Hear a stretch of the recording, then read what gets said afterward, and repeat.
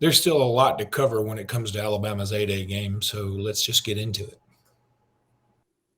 Locked On Bama, your daily podcast on the Alabama Crimson Tide. Part of the Locked On Podcast Network, your team every day.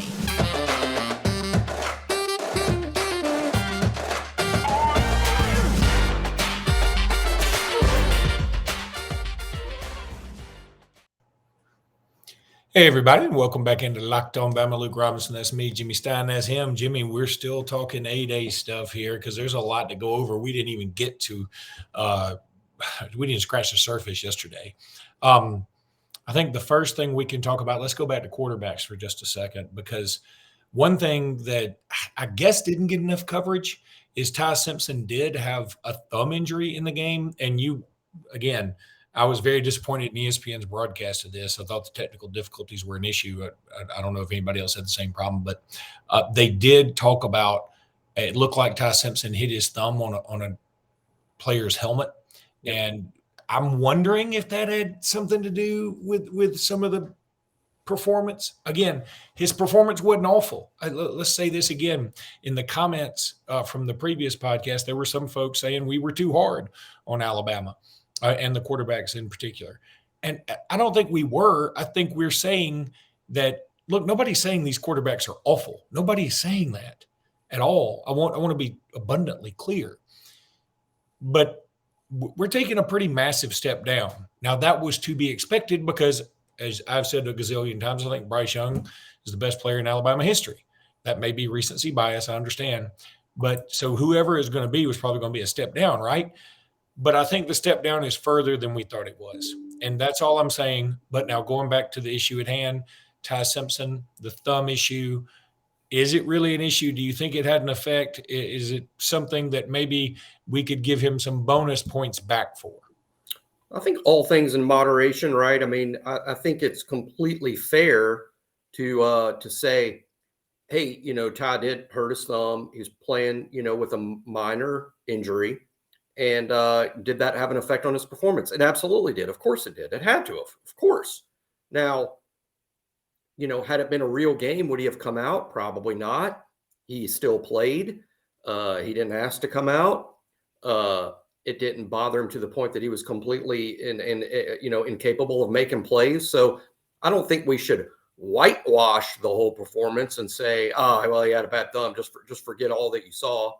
That's not right. At the same token, I think it's fair to say, had he not hurt his thumb 100% with his throwing hand, maybe a couple of throws might have been a little different, a little better. So, it's just all these things are data to take in, and it should affect your opinion somewhat, one way or the other. So it is a thing. But as I've watched the replay and watched more tape and replay things in my mind and just kind of come to more logical conclusions, I think there was an overreaction. Of course there's an overreaction. There's going to be a tremendous overreaction after game one this fall. It's the most overreacted to game of the whole season every year, game one. And spring practice is sort of like that, sort of like a game one, the first time the public is seeing the 2023 team this year. There's going to be an overreaction, both good and bad. I think I've played better, than I'd initially give them credit for. Not monstrously better. Not, boy, I was so blind. I'm just saying they both played a little better than what I thought. And one thing about Milroe's performance that it seems like we're never fair to that kid. And this is another way. We all know that the left tackle had trouble picking up that outside linebacker when that outside linebacker was coming. Pritchett struggled with that big time. We all saw that. They gave up 9 sacks. How come no one ever even remotely mentions that when they're scouring, or skewering Milroe? They never mention, oh yeah, it's touch football, which makes he's playing one hand tied behind his back in the first place. And then it's touch football. And then they get sacked. That first team gets sacked 9 times. No one ever brings that up. But actually, when you go back and watch, a handful of bad plays were the direct result of pressure. I know he's not going to get hit, but he doesn't want to get sacked. It's a negative play. It's graded negatively by the staff, and he doesn't want to make a bad play. He doesn't want to get sacked.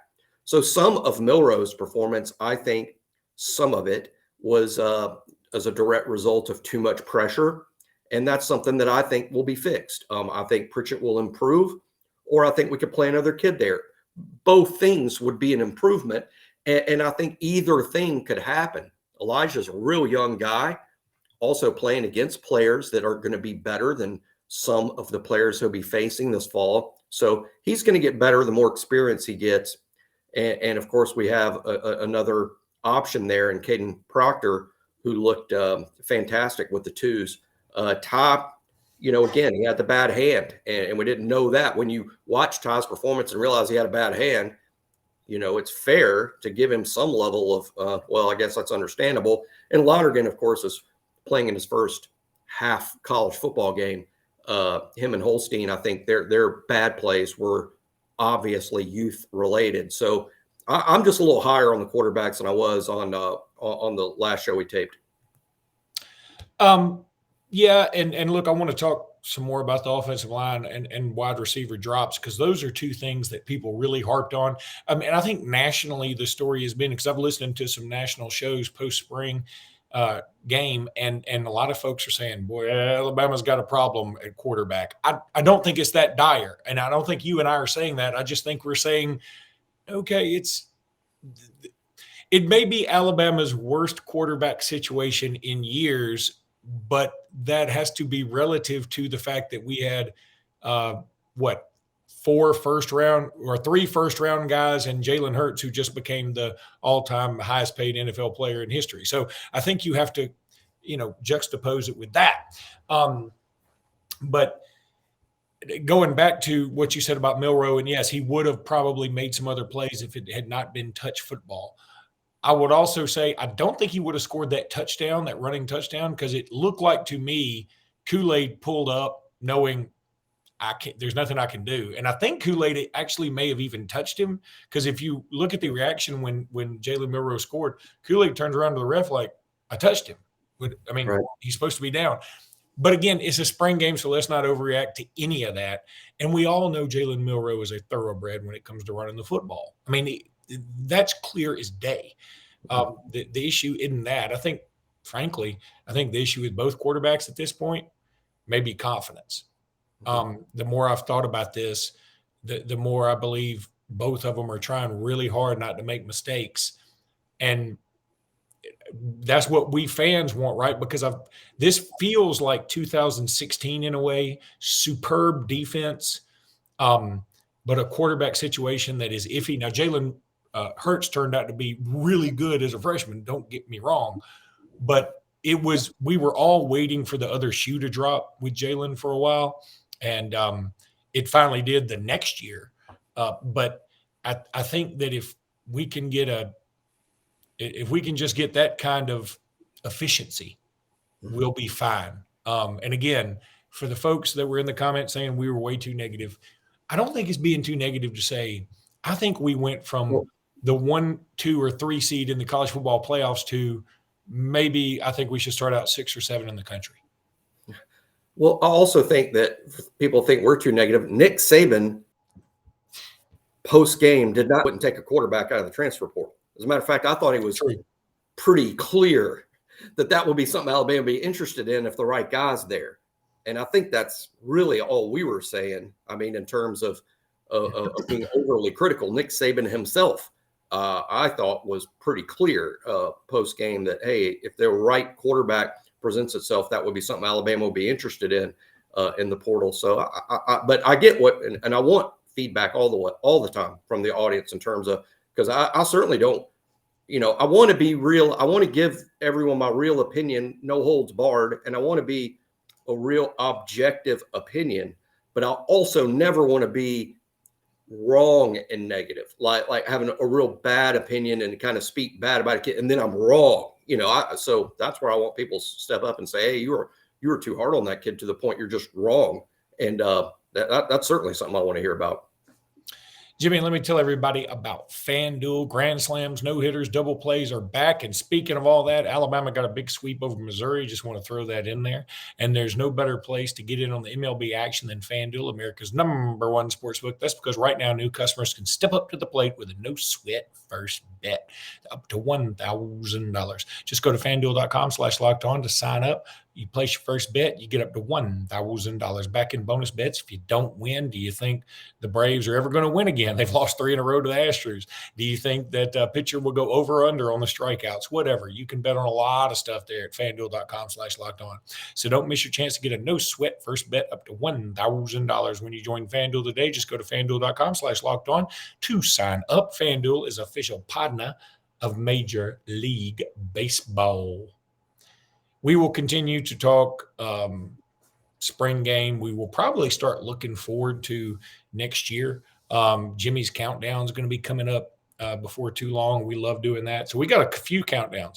Jimmy and I used to do a ranking of the most handsome players on the team. I don't think we're going to do that anymore. It's been requested on the Bama Insider board by longtime listeners of the show. I said we'd have to get one of our former female coaches, whether it's Sarah Esther Workman, Katie Ingleson, Devin Grissom, got to get somebody to come back and help us out with that, because that's something we'll fail in.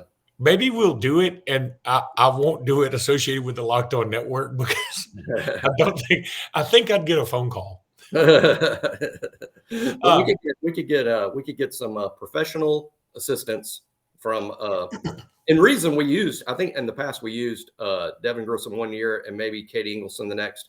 My recollection of that.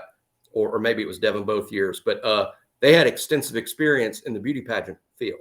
They were highly accomplished beauty pageant winners. And so who better to do an Alabama football player beauty pageant than actual beauty pageant experienced people? Pageantees. We were not pageantees by any means. No. We were not. Unless it was what's that dog show? Westminster Dog Show. Yeah. Anywho. And we still would have finished last. Speaking of dogs, there are 2 guys that I think have caught the most heat from spring game, and I believe it's deserved. You hate to do it because they are players on the Alabama Crimson Tide roster, but let's just be honest about it. Look, and let's not talk about the quarterbacks, because I think nationally some folks were disappointed. A lot more disappointed and concerned. You and I have expressed concern, which is valid. I don't think we think either of these guys is terrible. I think we think Ty Simpson and Lonergan and Jalen Milroe and Eddie Holstein are all serviceable and beyond. I don't think this is a situation from back in the early 2000s for Alabama. Some people may think that. We don't. But 2 guys that have taken a lot of heat, and Jimmy, I think it's deserved. Jermaine Burton and Elijah Pritchett. Yep. I think in one case it's deserved just simply because Jermaine Burton is a veteran player. He's been in this league for 3+ years. He's done a lot of good things in this league. I didn't think he was very good on Saturday. I'll certainly say that. It wasn't his best day. Maybe that was a reaction to playing with the twos, maybe. And, he's been also not I would say he had some disappointing games last fall too, which is fair.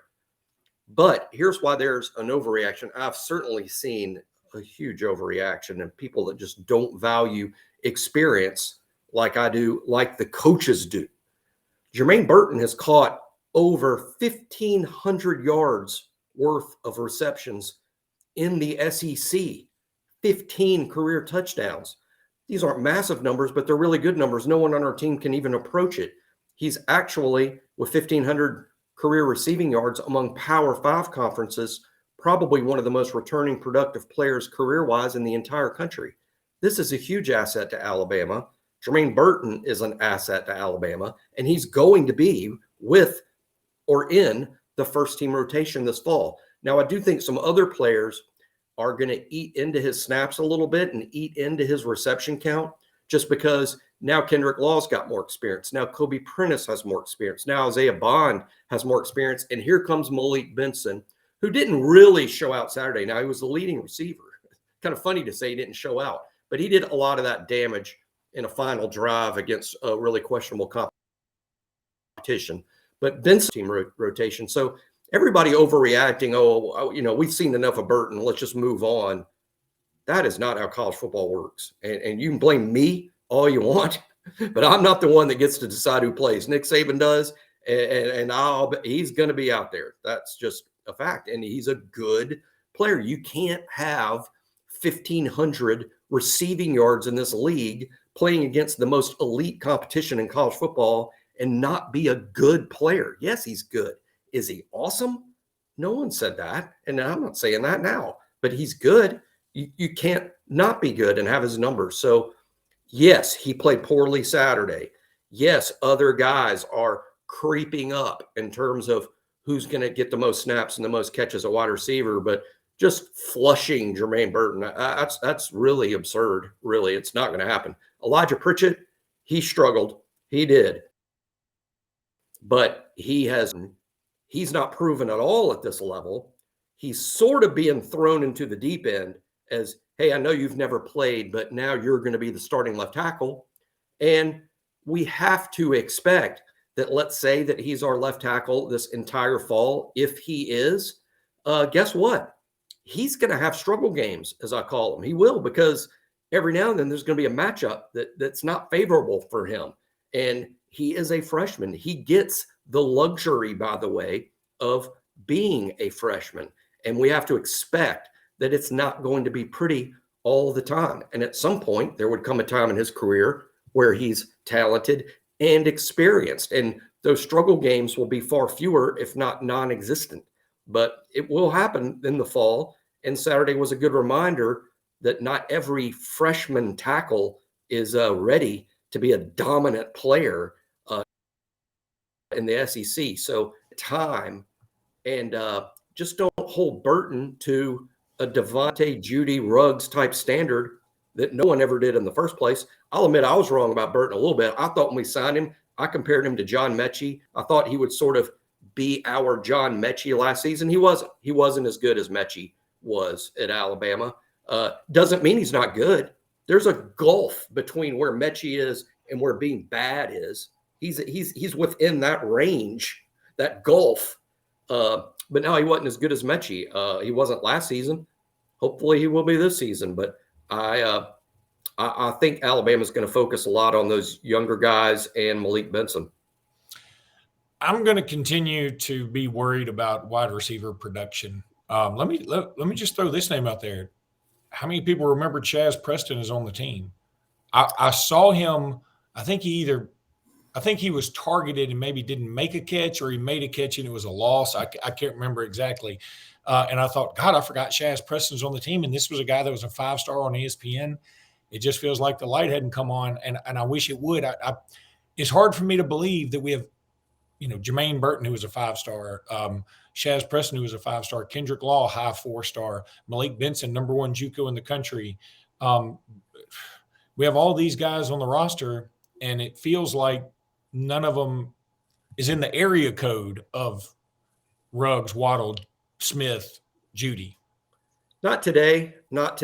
I would agree, but I'm giving all the young guys more time to prove that they may be eventually. Light just comes on at different times for different players. There's older kids that didn't pan out as well. I think to some extent, hey, I'll just be honest. Every guy you sign is highly valued as Smitty, Judy. Every guy you sign at that height in recruiting, they don't all pan out. In our case, we had a bunch of them pan out right in a row. I wonder if we're just paying a bit of a penance for the football gods. Like, remember how kind I was to you during this little stretch? You're going to have to pay for that down the road. I mean, we have to the batting average, even on 5-stars, is not, it's certainly not 1,000. It's not even really 800. I mean, they don't all pan out. And these weren't all 5-stars either, but were all quality recruits, so they wouldn't have been at Alabama. And again, some of them are very young players. I don't know. I mean, we've talked before about the freshman numbers. Devontae Smith made the biggest play maybe in the history of college football as a freshman. I think that was one of his 8 catches all year. So let's just see what happens this upcoming season. I'm very high on Bond. who also, by the way, he has to work on over this summer.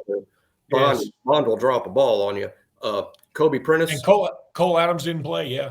Cole didn't play. And by the way, good reports on Cole Adams all during the spring. I think he's going to be a really solid player for Alabama as he gains experience. But another guy, Jalen Hale, had a good spring. I mean, I think they're high on Jalen Hale. Now, what does that mean for this fall? Maybe not much, but in the future, they're high on Jalen Hale. God, if we could have one of the two receivers we have committed for 24 or 25 on this roster, that would be pretty awesome. All right, let's take a break, Jimmy. When we come back, I just want to go over some odd and end things. And we're back. So, first of all, Alabama basketball picks up Latrell, is it Whitsell? I guess that's how I'm going to say it. Whitesell? Wrightsell. Wrightsell? Okay. Wrightsell. Okay, Wrightsell. And good player, averages about 16 points a game, transfers into Alabama along with Aaron Estrada, who averages 20 points a game. I mean, you're bringing in 36, 37 points a game. Pretty doggone good. Now, again, we're going to keep assuming that Bediako is returning and JQ's returning and Mark Sears is returning. We're going to keep assuming that because I think that's a very fair assumption, or several fair assumptions. So still feeling good about this team. BJ Mack, it's fading there. It looks like I thought Alabama would land him. It's looking more and more like that could be not the case. He could be headed somewhere else, maybe even South Carolina. Makes some sense. I mean, he's from Wofford College originally, and Wofford's right there in South Carolina. Beautiful campus, by the way. Then softball-wise, Jimmy. I mean, I again, I'm not going to pretend we're a softball podcast. I just want to say it sucks to lose 2 out of 3 to Auburn and Tuscaloosa. That this is not a great Auburn softball team. It obviously is not a great Alabama softball team. So it is what it is there. Kudos to the baseball team getting a sweep at Missouri. Missouri's not great, but look, Alabama's got some teams coming up here. I know Vandy, LSU. Good luck. Now, Vandy just got – They could literally play each other for the national championship. I mean, it's highly realistic. Mean, that's like, it's probably what you'd like bet on happening, frankly. That's how good those two are. And SEC is just brutal. Like I said, Missouri, not too good. Maybe so, but they were also entering this past weekend among the last 4 out, in the NCAA tournament because everybody in the SEC has sky-high RPIs. Some of it's – mostly that's from beating up on teams that aren't in the SEC. Alabama has an excellent record, non-conference. The SEC is just really brutal. So it's and I think they might play Ole Miss, who is struggling, and that's a perfect example of how ridiculous the SEC is. You're like, oh, thank God we play Ole Miss this week and we get a break. They won the freaking national championship last year, just last year. They're the national champs, and we look at it this like, oh, thank goodness, it's only Ole Miss. Recruiting wise, Alabama had a big weekend. It sounds like things went really well. Jeremiah Beeman was there. He was beaming. It seemed like Daniel Calhoun, another top 100 guy, Alabama, really trying to make a run at Jonte Gilbert, the number 17 overall recruit, who is a safety. Interesting that we're, look, you always got to pursue everybody, but just interesting we're going after another safety like that. What I would do if I were him, I'd just say, hey, don't you want to play with Caleb Downs? That's what I would do. London Merritt, who is a kid out of Atlanta, the number 8 edge rusher in the class. Alabama made a nice impression on him. So, again, I think recruiting is going pretty well. Can we expect a commitment anytime soon, do you think, Jimmy? I was a little surprised we didn't get one on A-Day just because I think we've sort of traditionally gotten an A-Day commitment or two. But keep in mind, our staff loves to see guys in camp. Camps are only less than 2 months away now. I mean, really only about 6 weeks, and we're going to be having camps. So we're not in a rush. We're not going to really press kids unless they're just slam dunk takes. So no one should be alarmed at our number of commitments at all. And the fact we didn't get any on A-Day means nothing. I was sort of thinking we might. DeMarcus Riddick, I think we're making some real progress on flipping him from Georgia. He got the esteemed spot this week in the Saban vehicle. We tend to let, a high priority player sort of rides with Nick Saban from the football building on A-Day. And I remember that being Isaiah Bond in the past, who was committed to Florida, and then he flipped to Alabama. This time is DeMarcus Riddick, who's committed to Georgia, that we're trying to flip, and that would be a big pickup if that happens. So I think recruiting is going extremely well, which is pretty much at Alabama under Nick Saban's situation normal. That's going to do it for today's podcast. Thank you guys so much. Please be sure to subscribe. We're like, as of this recording, we're 3 away from 4,700 subscribers on YouTube. You guys are the absolute best. We don't care if you disagree with us. That's fine. Well, we care. I mean, we want to have banter, but we're not mad at you. Feel free to disagree with us in the comments like you've done recently. Feel free to agree with us in the comments like you've done recently. Whatever it is, we appreciate you guys a ton. Thanks so much, and we'll be back tomorrow. Until then, roll tide, everybody. Roll tide.